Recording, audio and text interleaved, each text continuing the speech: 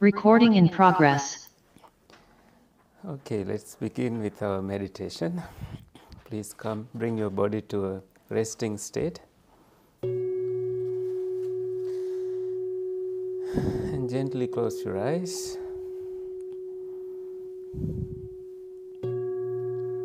With the sound of the bell disappearing, you are transcending any worries from yesterday or the past hour, the past moment,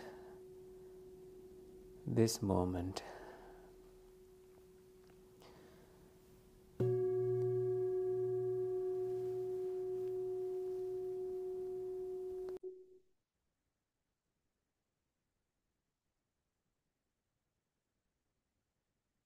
Place your hands in a comfortable way. I usually put my right hand on the left, especially on the palms, and keep my body upright.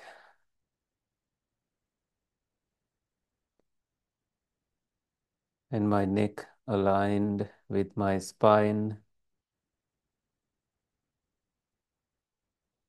keeping a gentle smile on my lips.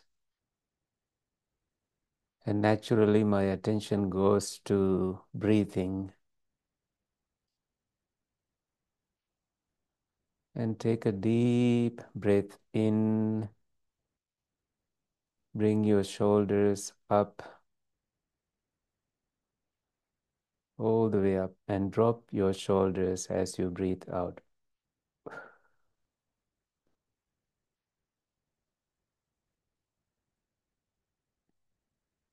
Let's do that again. Breathe in.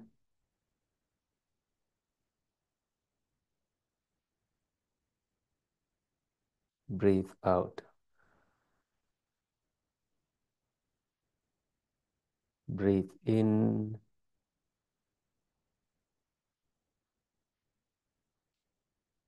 Breathe out.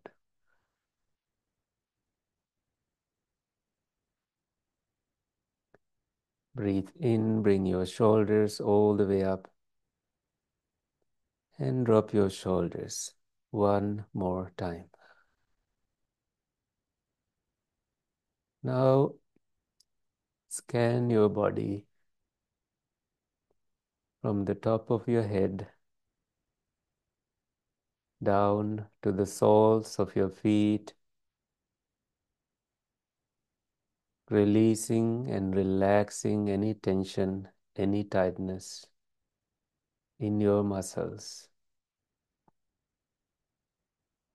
Being mindful of your posture and knowing that you can adjust your body anytime during this meditation.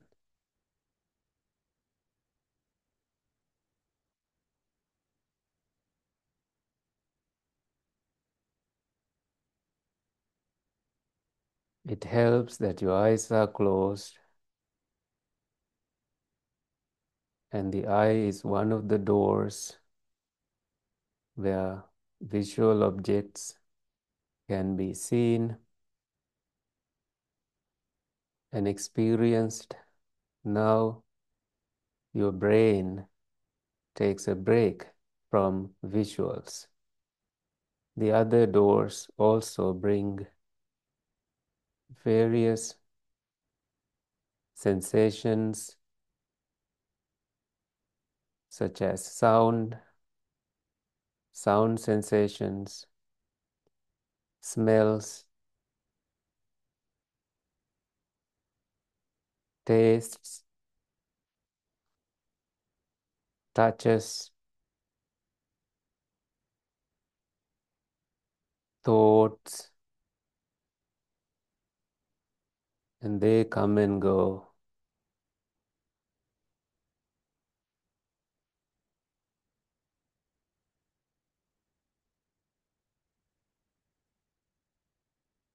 One thing that is happening now, while those things come and go, is your breath. Breath is not happening in the past or the future. It's happening now and it has no color, no shape, only the shallow and deep inhalings and exhalings. Let us bring our complete attention to the breath.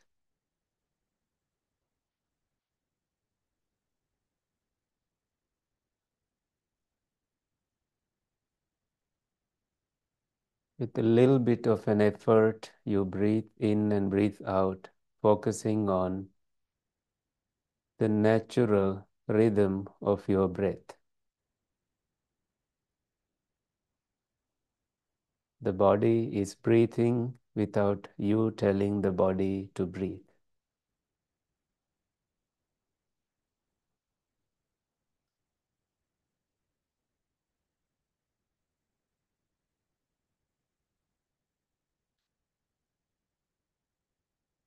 Pause a little bit with each incoming breath and outgoing breath to be established in your attention to breathing.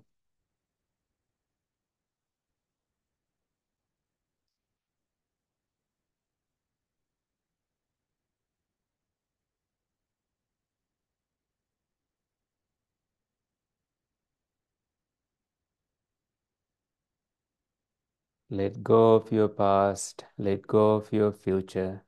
Come to the now, to what is happening this moment, welcoming all experiences with no resistance. Sounds come and go, rising and falling into the void.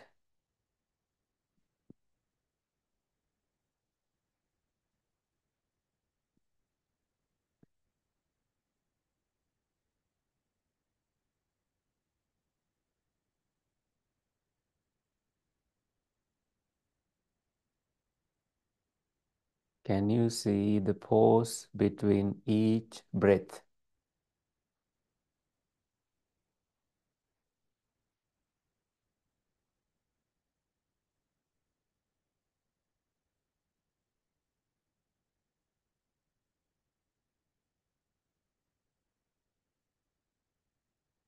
Can you notice the pause with each inhale and exhale? The ending and starting.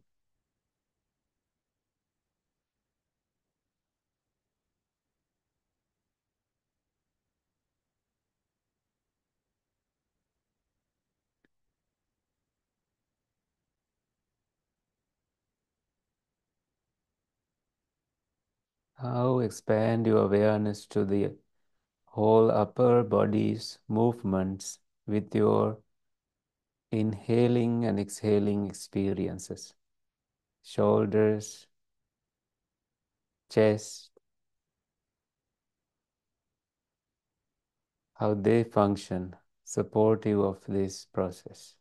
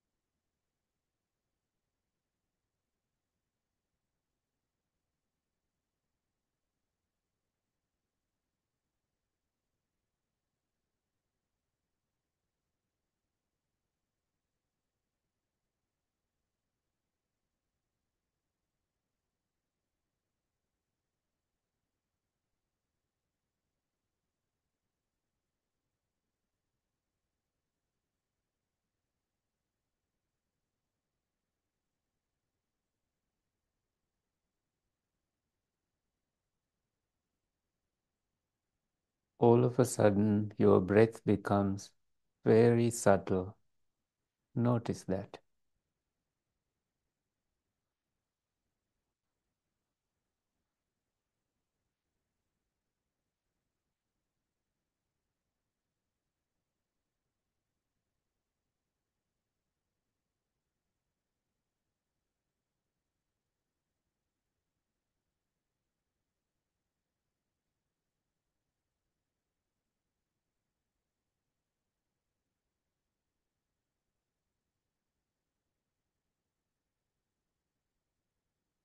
Without looking with your eyes, you notice with your mind's eye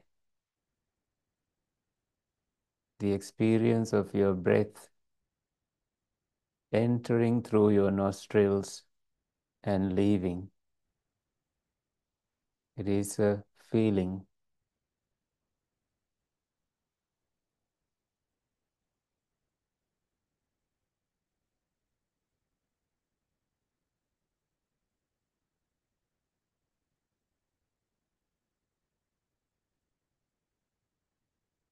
Let the body disappear.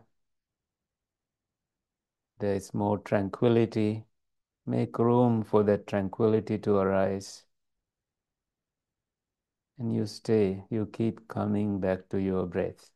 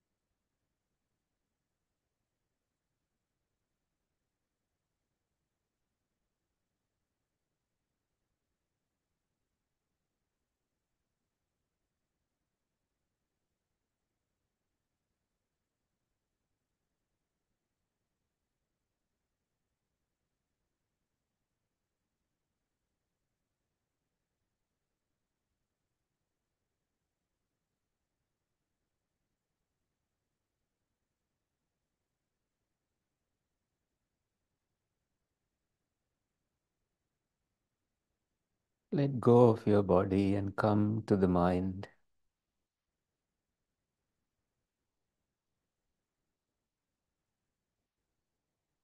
You become the awareness, the radiance, luminosity, whatever you can capture to be your mind, mind awareness.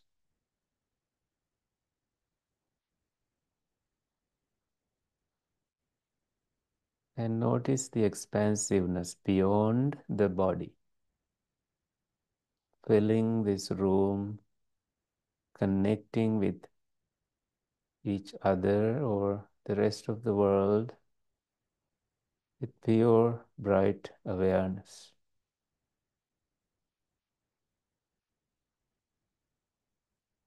There is some slowness and no rushing. If you are not feeling those things, that is completely okay.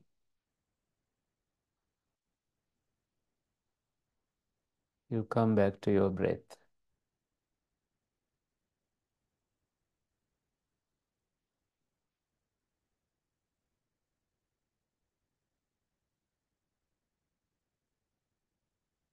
Calming your body.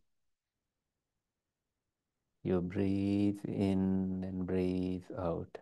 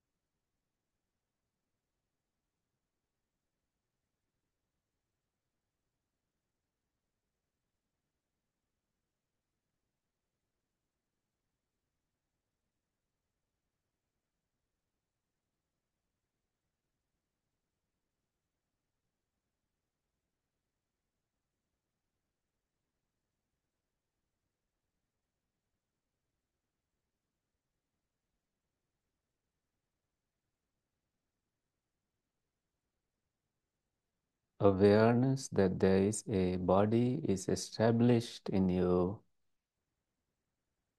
and you remain detached from this body, connecting with the quiet being like a floating cloud.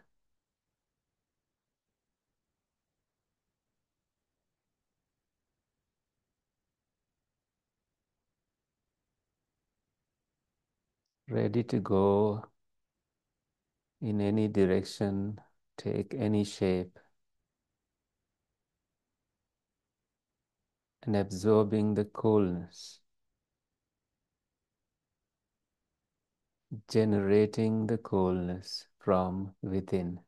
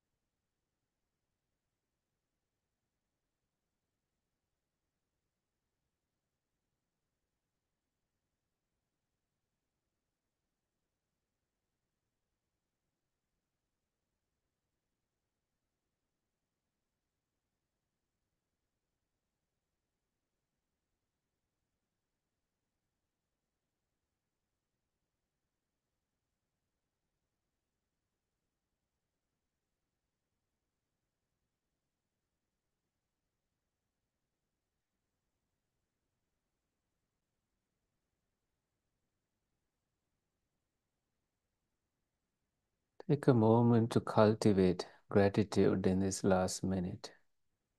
Gratitude and contentment. Appreciating what you have, this body, these friends, the current living arrangement, friends, relatives, not asking more, thanking for what you already have, easing, softening any worries, loosen the grip of those things that you cling to.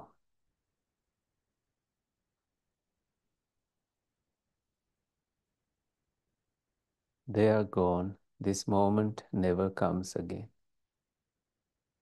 It was a conscious moment that disappeared.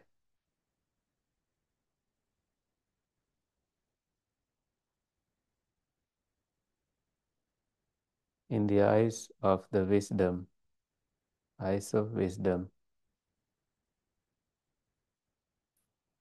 we think of the past now, we think of the future now. All we have is now.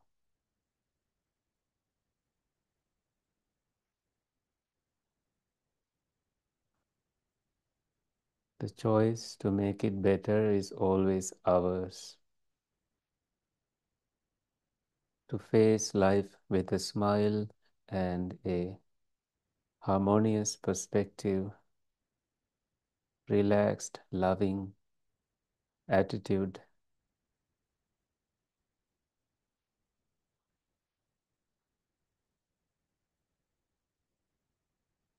You will embrace life again as we end this meditation.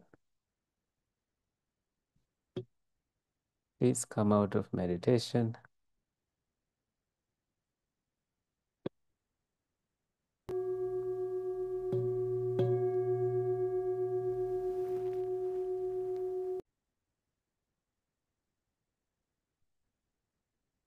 How was it?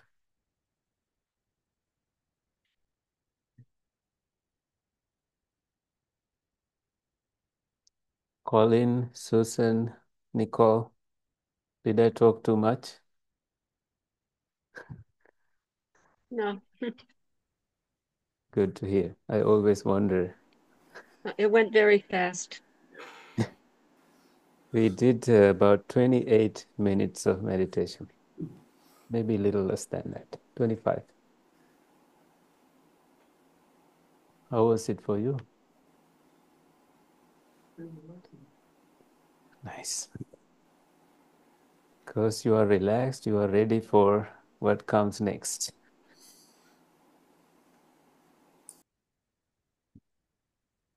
Good. Yeah. But today it's not, so I was really appreciative of that. So you needed this. Great. Yeah.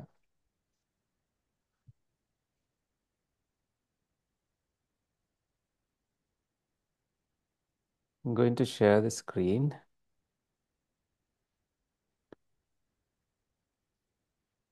So the Zoom participants can see and read what we are going to discuss today. I like to call it, the glass is already broken. We are talking about us, not glasses, today.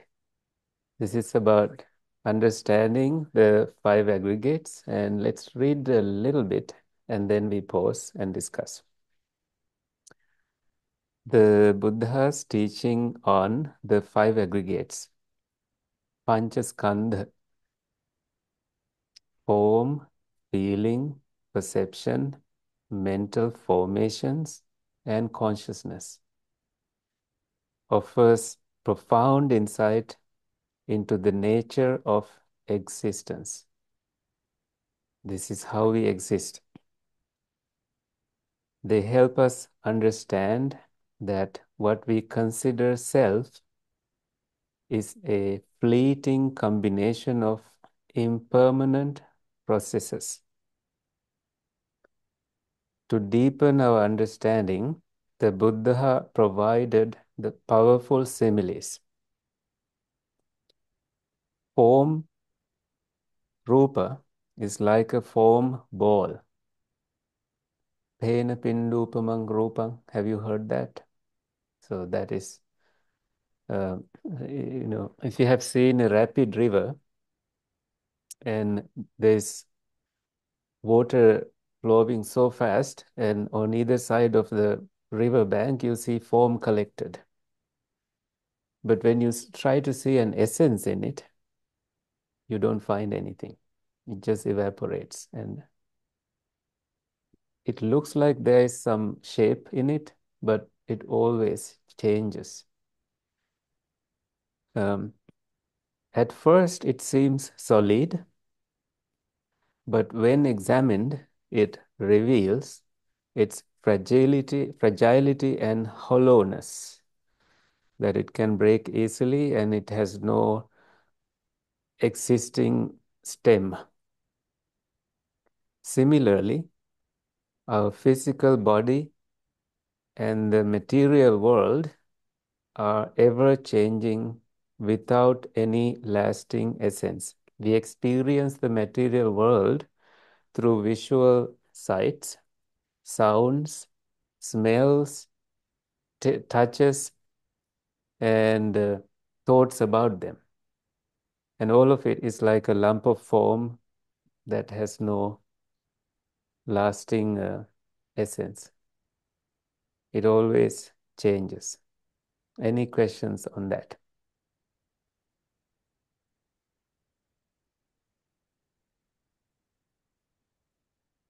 Why are we discussing this? Why do you think we discuss this? Anybody? Nicole?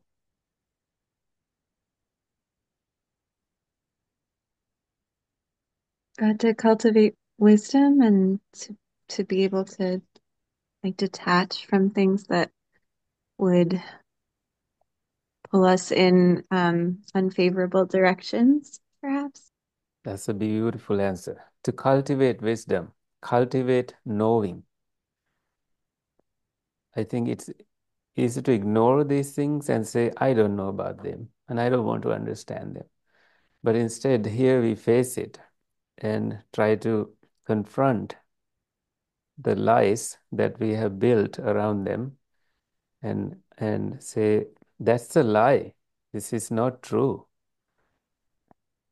And we just cultivate this understanding and wisdom. With understanding the false view, the biggest obstacle in the path, the view of a self, disappears. Otherwise, you think this form, this sight, this sound is my sound. It's mine, and I should be able to own it and ask it to behave the way I want, but it won't, unfortunately. And when we look at it this way, we can let go of it. And we can say, it definitely is a changing phenomena. It does not have any core value, and we can let go of it anytime.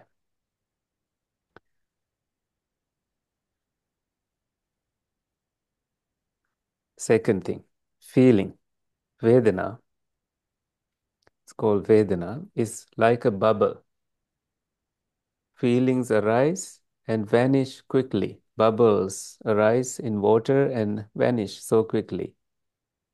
And when we feel three kinds of feelings according to Buddhism. Pleasant bubbles, pleasant feelings, unpleasant bubbles, and neutral bubbles. They cannot be held onto as they are inherently fleeting. With pleasant bubbles, we want more pleasantness. But that wanting develops into clinging. And what comes next? Before you know, there is suffering. A ring that you never bought. Suffering. And with unpleasant bubbles, you dislike them. No, I don't want this. But what happens? There is aversion, anger, dislike. With that, you also have another version of suffering, another ring that you did not want. And with neutral feelings, you may say, oh, I don't want pleasant, I don't want unpleasant feelings, but I can choose neutral. But you don't see how the mechanism behind that neutral feeling, therefore you still hold on to it because of ignorance, not knowing the truth about the dependently arising nature of that neutral feeling. Someone who meditates deeply will cultivate so much equanimity and say, I let go of pleasant, I let go of unpleasant, and I stay in the neutral, and that is my choice. But that thinking is rooted in ignorance, not knowing how that neutral experience arise and pass away, and that too has this inherently fleeting nature, bubbly. Bubbly not in the sense like this person is bubbly, but bubble, like they don't have an essence, they just arise and disappear. And if you look you look every way possible, you cannot find a core essence, stem in those bubbles.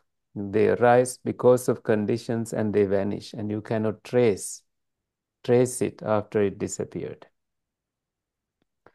So that is also what we are made of. Think about a car, and car can have many pieces, but if you break them into 5 pieces and you separate them, and you only see separate pieces, but you don't name it as the car anymore. This experience of trying to learn it is similar to that. When we put together things, then you will see, oh, this illusion that there is a car appears. It's like the self appears. And it's easy to say. I'm in the middle of a Zoom thing. Can I call you back? Okay, okay, good. I muted. And then number 3, perception. Perceptions. We perceive many things that are wrong. Always before verifying with the person, we perceive them to be bad or good sometimes. And then when you have a conversation with this person, then you realize, no, that person is not arrogant. I thought this person was arrogant. And then you perceive someone to be nice, and then before you know, now you see that person as an arrogant person. Like we don't always know how to perceive things. Perception, the Buddha said, it's sanya.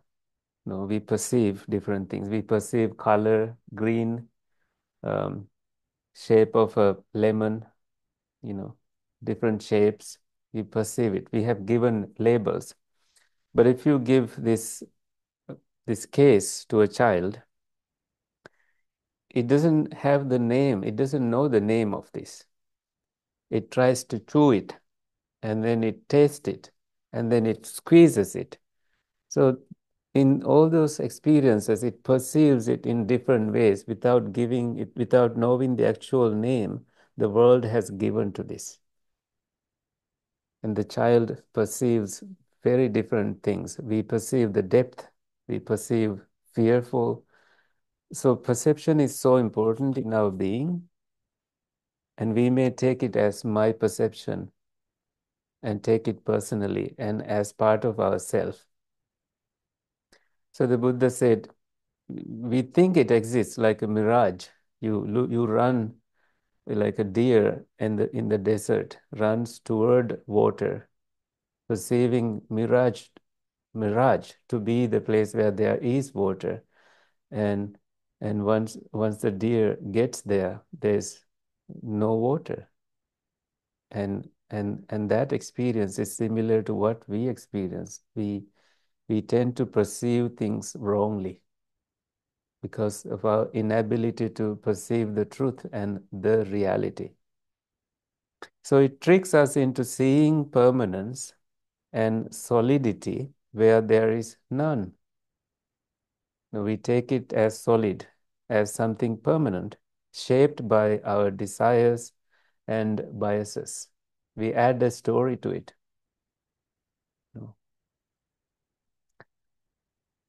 Two more to understand. So we learned form, the body and the visual world, and then feelings, the three kinds of feelings, Vedanā, and then the perceptions, Sanya, and then Sankharas, the mental constructs, our thoughts, our intentions, habits. We have mental habits. Before we act upon them, we come to conclusions so fast. And the Buddha said they are like the trunk of a plantain tree.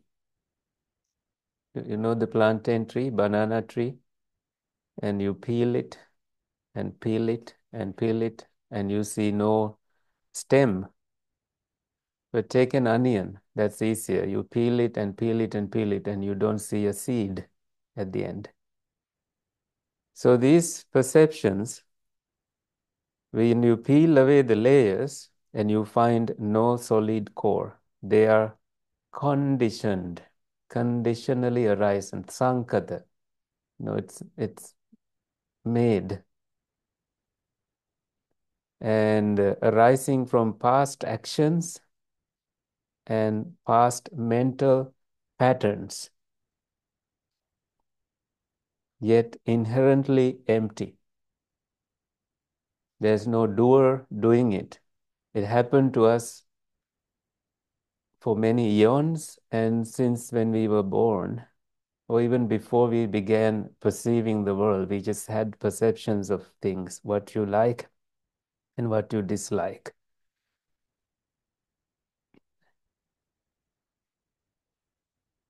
And consciousness. Let's stop there at mental formations again. Imagine it's like perceptions, they're inseparable, but again, come to a thought about, someone liking you. And right now, you think about that person. But that person has no clue that you are thinking this way. So it's not the reality. They're just doing their own thing.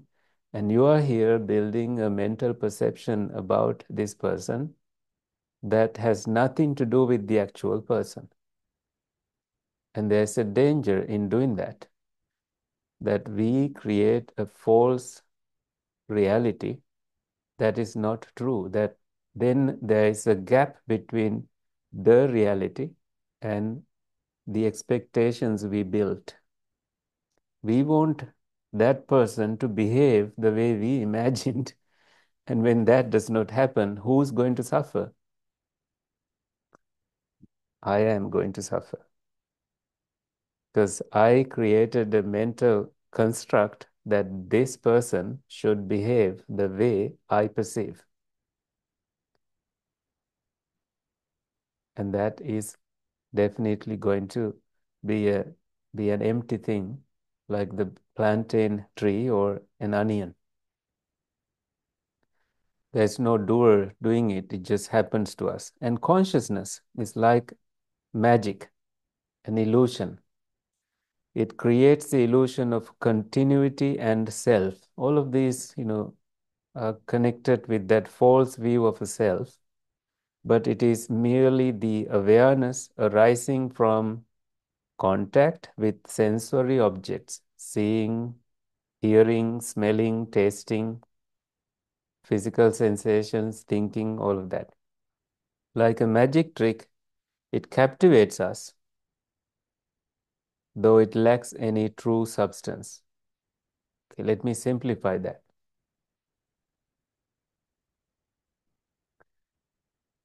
You see something, and now you hear me. What happened to what you saw? It vanished.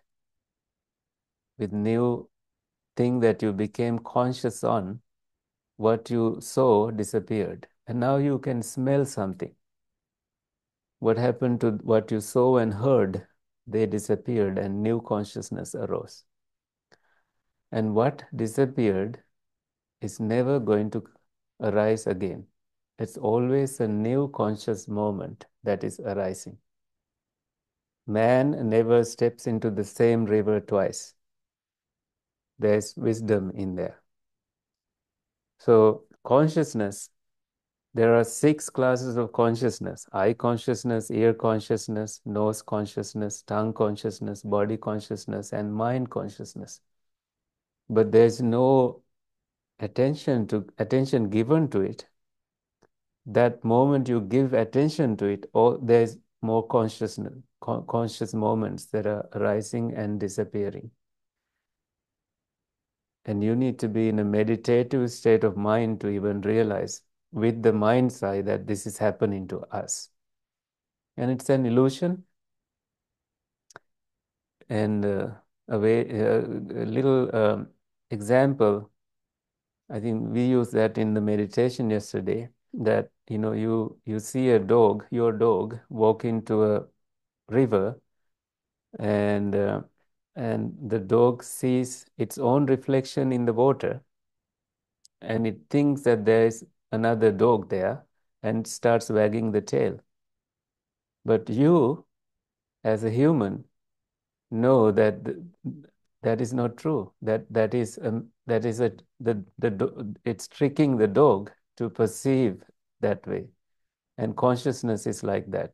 We think there is something. We think there is what we imagined, and it always tricks us. It's a magic. It's an illusion. And bring also to your mind the other metaphor I shared before, the magician in the forest, seeing a bunch of skeletons and create the animal out of it. And a tiger is born. And this tiger decides to eat the magician. And this is what happens to us. We create an illusion here, and it vexates us. It's so tiring to us.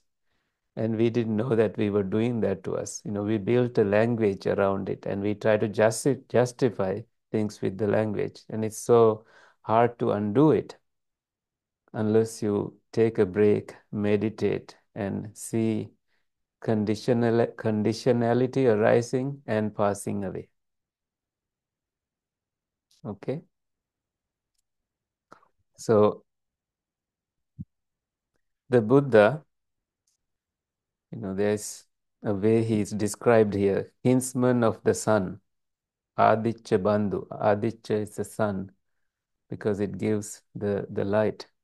So the Buddha is the light. He used these similes to highlight how all things arise and cease due to conditions. Seeing the conditionality makes us free from thinking this way, and we become unconditioned. But not like we flip ourselves and become different. It's just that we have true knowledge. And arising of true knowledge is so rare. And asankata state, unconditioned state, ultimately arises with this understanding. And the Buddha, when he became the Buddha, he taught abandoning the extremes and then coming to the middle path, not the middle path, middle path, and nobody became, except one person. One person understood it, but not became completely enlightened. And he had to teach these 5 things, the non-self nature of all these 5 things, and then they got it. They were like, oh, nobody has ever taught it this way. So this became something so rare at the time. And now they cannot unsee it after seeing it. They were heavily meditating, but they could not just unpack the whole experience and see it this way. So let's look at this other part. The glass is already broken.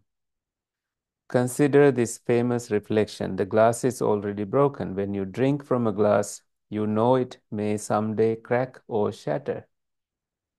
Understanding the truth brings peace, right? We don't have to react. You enjoy the glass while it lasts. But when it breaks, you are not overwhelmed by grief because you have already accepted its impermanence, the truth. In the same way, well, it's hard, easier than said, because if somebody known to you goes through some suffering, of course, you are going to feel sadness. But knowing the truth, it helps a little bit, and cultivating that awareness about the truth helps greatly. In the same way, the five aggregates are impermanent. Seeing them as inherently fragile and changing helps us let go of attachment. This understanding allows us to appreciate life without clinging, knowing that all things will pass. But this does not mean that we must be sad or be depressed. That's not the point. Just knowing the truth helps us to just let go of all the opinions and conceptualizing in a way that gives suffering to us, and just relax and wait patiently and live your life. Clay pot. Imagine a clay pot. Form is the clay, as fragile as form. Feelings are the sensations of touch, smooth or rough, fleeting like bubbles. Perception recognizes it as a pot, though it is merely a mirage created by our minds. We labeled it as a pot, but somebody else will say it's a bell. They can use it for, as storage, something. Mental formations arise when we think. This pot is useful, layered, but empty like a plantain trunk. Consciousness is the awareness of the pot, a magic-like experience we cling to. When the pot breaks, suffering arises because of our attachment. But when we see its impermanence, its brokenness, even before it shatters, we release that attachment. That's the whole point, letting go of craving. Consider a puppet. Form is its wooden frame, hollow and fragile like foam. Feelings are the emotional responses it evokes, vanishing like bubbles. Perception sees it as a dancer, a mirage created by expectation. Mental formations drive the puppet's movements, layered yet without a core, like a plantain trunk. Consciousness animates the puppet, appearing magical, but ultimately an illusion.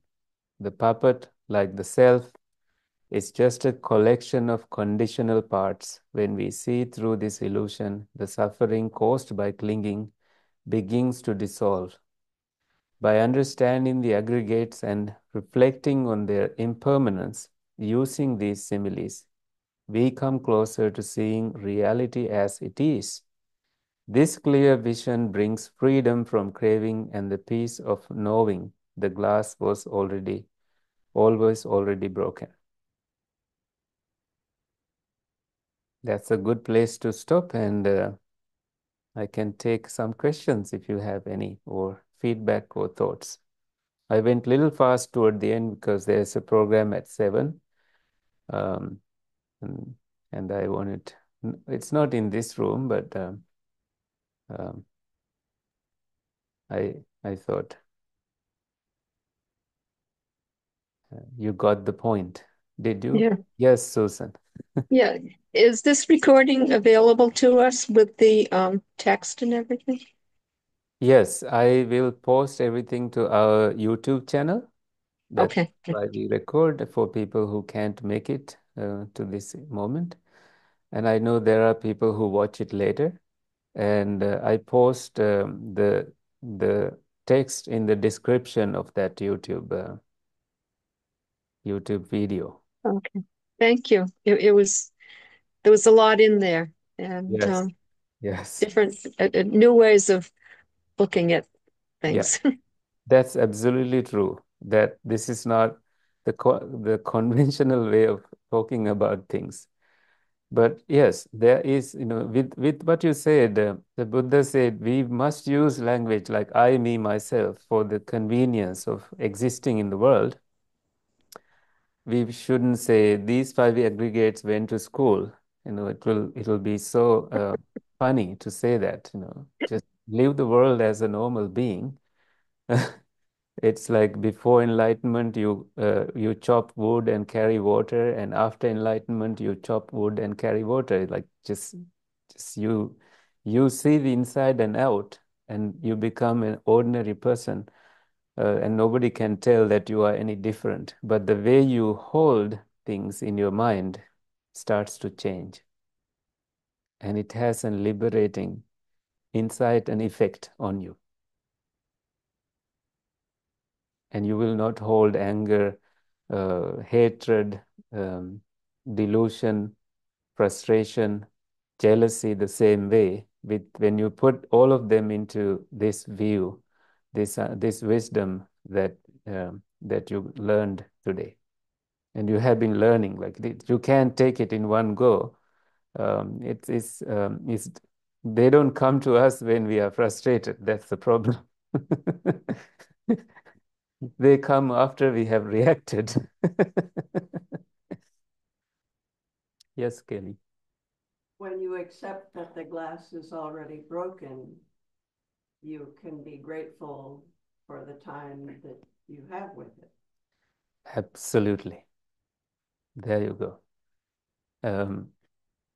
There's gratitude in knowing that we knew it and that what the time we had with it is excellent. Same goes for people. Same goes for people. They can change anytime. And you know it. And you are grateful. You can't hate. Like if you truly loved a person, you cannot hurt them. It's impossible. That's the teenager's mindset. They try to kill that person because the love is not reciprocated. That's selfish, right? If you truly loved, you should be happy that they do whatever they want to do, and you give complete freedom, knowing that, what you built about them is just five aggregates that had to show this true nature about it. And you are grateful for any friendship, any moment they shared with your life. Same goes to judging other people, not knowing, the true side of their story, right? Yeah. Colin, say something. I was just curious if there's like a particular sutta or so, that or other sort of text that might be a place just to also like where a good place where the Buddha like explicates this. The second sermon of the Buddha, the teaching on non-self characteristic, and Middle Length Discourses 148. So you can look at both of these, and also just Google Five Aggregates in suttas. You will find millions of results. Thank you. People love to research on them, but they don't like to practice it. There's a lot of scholarship on them.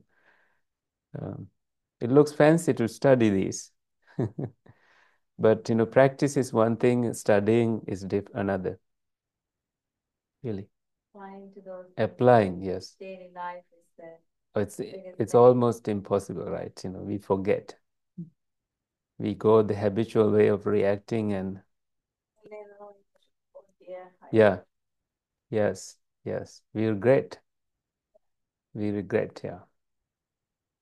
All right. It's 7 and let's share merits. Please bring your palms together and join with me with this wish.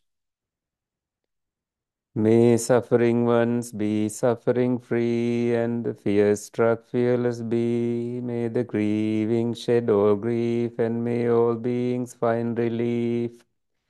May all beings share this merit that we have thus acquired for the acquisition of all kinds of happiness. May beings inhabiting space and earth, devas and nagas of mighty power, share this merit of ours. May they long protect you, protect the Buddha's dispensation. Sadhu, sadhu, sadhu. Thank you for coming today. And I'll be doing, I think, 3 more programs. And the December 12th is when I plan to start traveling. So come back and sign up to these next 3 events. And I'll be gone for a longer time, like a year and a half. For some immigration purposes.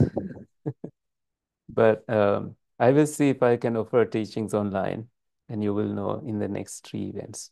Okay? All right. Have a beautiful evening, and until next time. 5 aggregates. Good night.